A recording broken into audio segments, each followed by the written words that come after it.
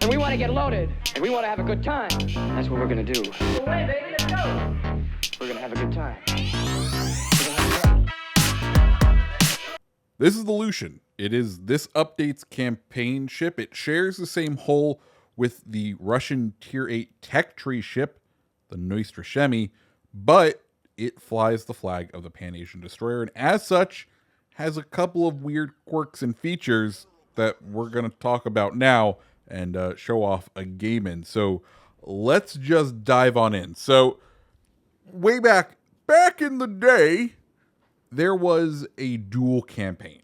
One where you had to pick between two destroyers. One was the Loyang and the other was the Friesland. And you know what? The people who min-maxed probably all chose Loyang because statistically, it's probably the better ship. But for those of us who enjoy Daka Daka, we took the Friesland because fun guns go boom. Well, the Lucian is those two ideas recombined. It is statistically probably one of the best destroyers in the game, but also has the Daka Daka. So it is an absolute blast. As we talked about earlier, it shares a hull with the Nostrashemi. It has the same two-barreled 130mm guns, but these guns perform radically different. We do have a bit shorter of a range, 11.2 kilometers, but the reload is something absolutely insane at 1.6 seconds. HE damage looking at 1300, AP 2000, and a 5% chance to set fire as we take one big ol' hit from the torpedoes here, and we lose a good chunk of health. And you may notice something. Look how much we're able to heal back. Nostrashemi has an incredible heal that brings your total effective HP up more into the range of 30,000. You just need to make sure you take the damage in the correct way so that you are able to heal it all back. As far as our commander goes with Lucian here, well, we are running Commander Sa Zam Bing with Bay and Sims. Of course, his base trait is going to give us better AP pen angles, which can be used to great effect on the ship. Observe at range, look at me now, perceptive, smoke on the water, and then our legendary skill is going to be unstoppable. And there's a reason we are running this. I think there's basically two ways you could run Lucian. Both of them are going to be with Zombang, but you could swap out look at me now for mortar, but I like this build, and that's because we get stealth sonar. Yeah, it's a campaign ship with stealth sonar, one of the most potent combinations in the game, which is absolutely fantastic. Now, if you took out look at me now and instead went with mortar, you do get, I think, one of the best gunboats DPM wise at the tier, which makes this vessel incredibly potent.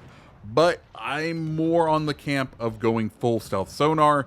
That way you're able to outspot anything, and anything that you couldn't outspot, well, you're able to stand up to most anything, especially with the fact that you do have a Pan-Asian smoke screen, which is a long duration, short reload with a good number of charges. It's pretty much as much smoke cover as you could possibly want, and you get to pair that with your 5.4 kilometer sonar. It is absolutely crazy. For as far as mods go, well, we're running aiming system mod 1, prop mod, concealment, and then gunfire control mod, i.e. range and dispersion. And I know that may sound crazy because you're going to think, Tommy, you got the Daka Daka. Why are you not running the reload? And there's a couple of reasons. One, the extra range, I think, allows you to play this ship just a little bit better. But two, law of diminishing returns, right? A 10% boost to your reload at 1.5 seconds, or 1.6 seconds, is only going to get down to like 1.5. Not really much of a benefit there. Yes, technically it helps out, but I think there's better things to do with your time. So we've talked about a lot of the positives. What are the negatives of this ship? And I'm going to tell you, they're a little few and far between. So we've already covered the health thing, but that gets mitigated by the incredible heals. The next kind of bad thing is it's AA, not that great, but I mean, it's a destroyer. So what were you expecting? Range is 5.2 kilometers, which is decent, but the minimum damage is 34 and the max is 129. And to give you a range on that, some like cruisers and some battleships have one ring of fire that does more than the total output of DPM for the AA on this. So an AA destroyer, it is not a Friesland in that regards. And the final sort of balancing factor, which depends the way you can look at this, is going to be the torpedoes. Unlike Loyang, which has traditional torpedoes, Lushen has the traditional Pan-Asian deep water torpedoes. 2 5-barreled 533 millimeter ones, 125 second reload, 17,933 damage going 65 knots, and they go 11 kilometers. They are very potent. And I would say, I think, while they are meant to be a balancing factor, and I would say you don't really end up using torpedoes in destroyer duels a lot. He says that as he took a giant Shimakaze torp at the beginning of the match.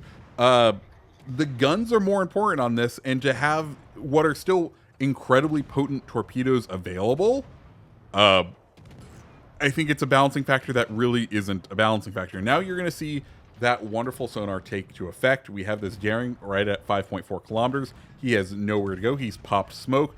We get spotted here, so we're going to go ahead and deploy our smoke screen. And now it is time to go ahead and just farm this daring down, because the only thing he could do is try to charge our position with smoke or with his sonar going, but I don't know the status of that.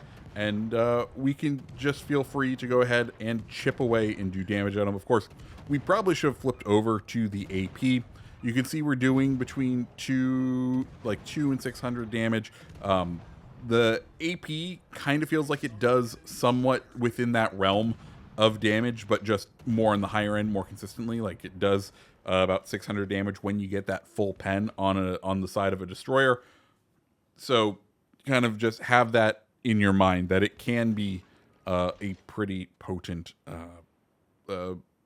option, but you just need to know when to use it, when you can pen things. But this was kind of one of my opening matches with Lucian, and as you can see, we're doing pretty good. We're doing pretty okay.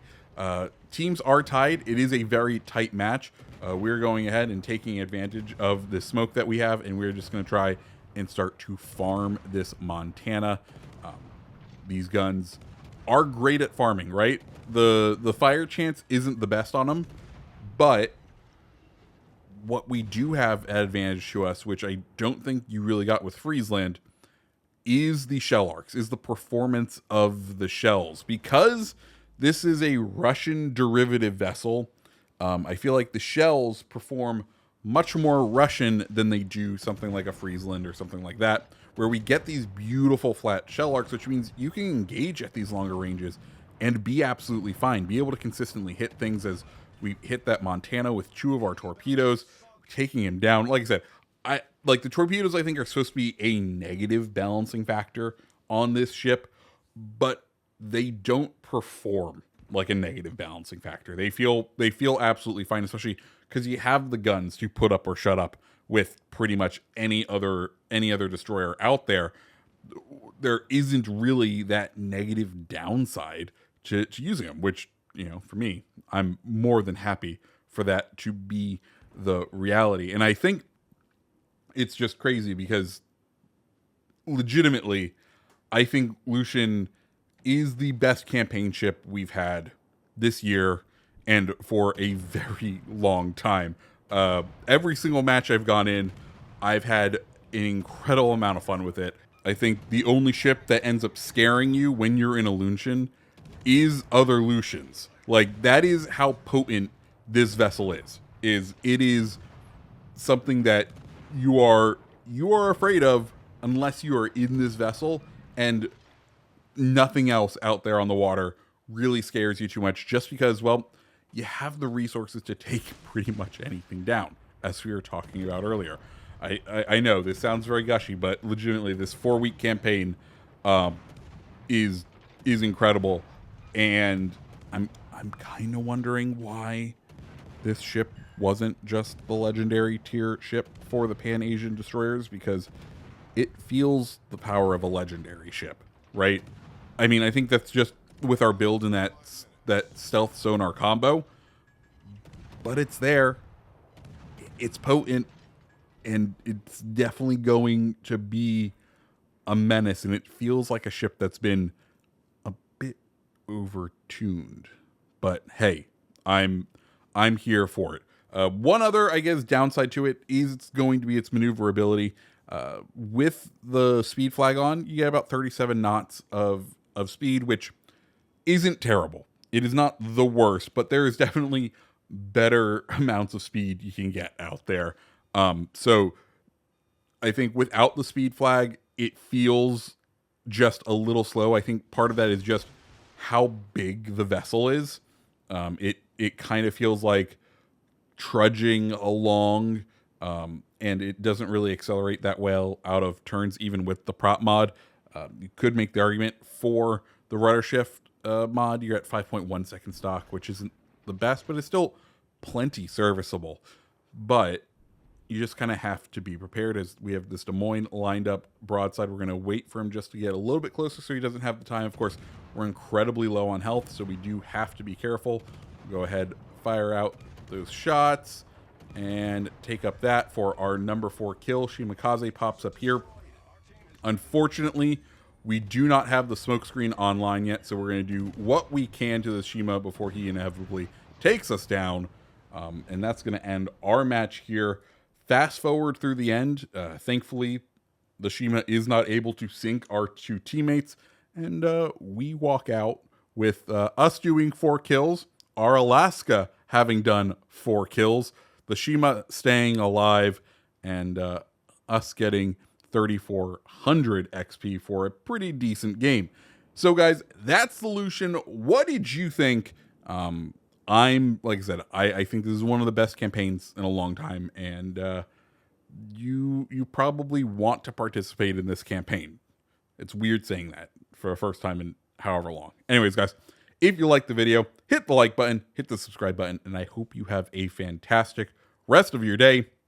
See ya.